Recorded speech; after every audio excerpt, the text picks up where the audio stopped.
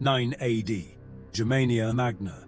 Chieftain of the Germanic Cherusci Tribe, Arminius, betrayed Roman General Publius Quinctilius Varus and his legions, luring them into a vicious ambush deep in Teutoburg Forest, where some 15,000 to 20,000 Roman soldiers would violently perish. The ambush would be one of the most significant and memorable defeats Rome would suffer, and would lead to one of the more dramatic and turbulent periods in Roman military history. But what happened after the massacre, and how would Rome avenge its defeat and regain its honor? When the few surviving Roman soldiers emerged from the forest and reached the Roman legions defending the border of the River Rhine, the true extent of the defeat became apparent, immediately striking fear into the hearts of the Romans who witnessed them return. Messengers were quickly dispatched to Rome to inform Roman ruler Augustus of the situation. The message would take over 10 days to arrive. Around that time, the severed head of Roman General Varus, sent by Germanic tribes, would also reach Augustus in Rome.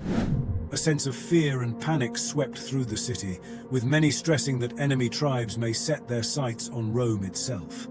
The Romans knew too well, every time they suffered defeat, their enemies became emboldened, encouraging incursions into Roman territory, or sparking Roman-controlled territories to rebel against their overlords. The Great Illyrian Revolt of a few years before was still fresh in Roman memory, an event that posed a great threat to stability of the empire and required immense military resources to quell. Augustus didn't handle the news of Teutoburg well, and his usual calm demeanor began to crack under the pressure. He was so stressed that he didn't cut his hair or beard for months. Some say he even began banging his head against doors and walls, screaming for Varus to bring him back his legions. But there was little time to lose one's head. The time to act was now.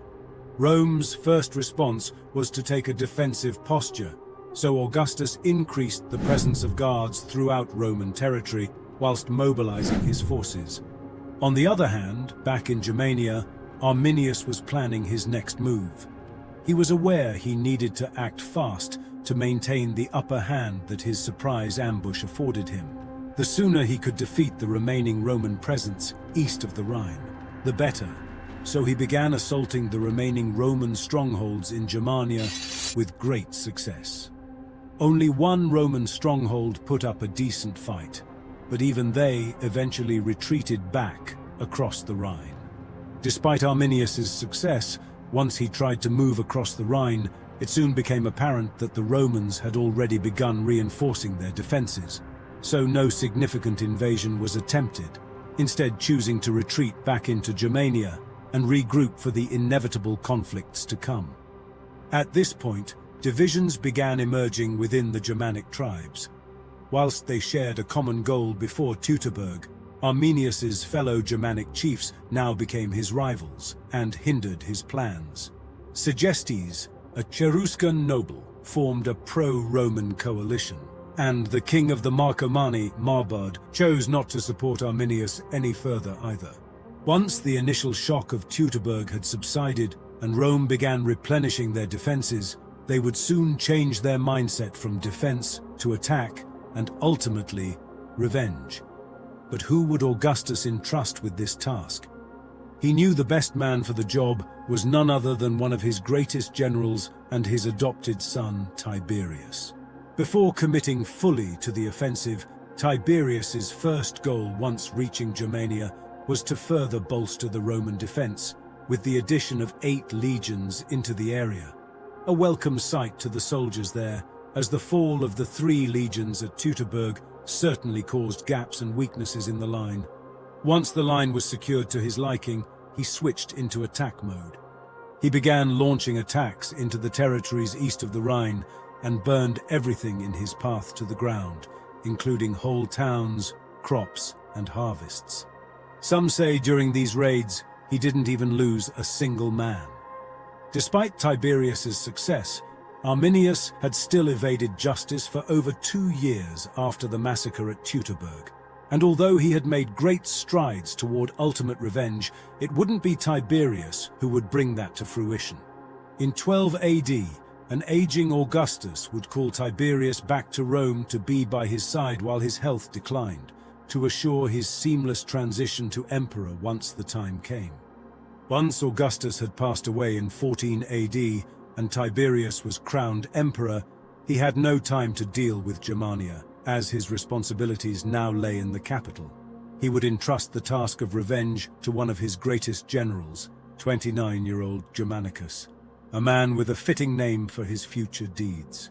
By this point, the Germanic sense of splendor from victory at Teutoburg had all but faded, and Roman raids east of the Rhine had left them scrambling. But the Romans were not content yet.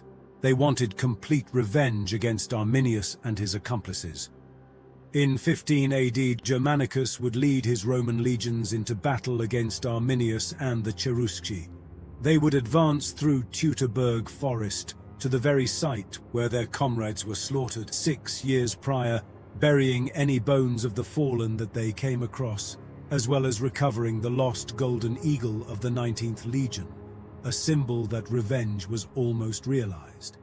Yet the Romans struggled to draw Arminius into an all-out battle in open field, with only minor skirmishes continuing for some time.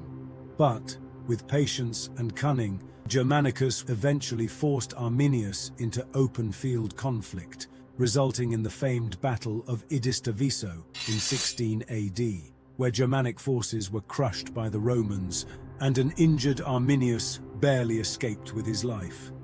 After this victory, Germanicus was called back to Rome by Tiberius, where he received a hero's welcome for his actions, and with this celebration, it was deemed that Roman honor had been restored and its quest for revenge complete. Arminius, on the other hand, didn't see such a glorious end.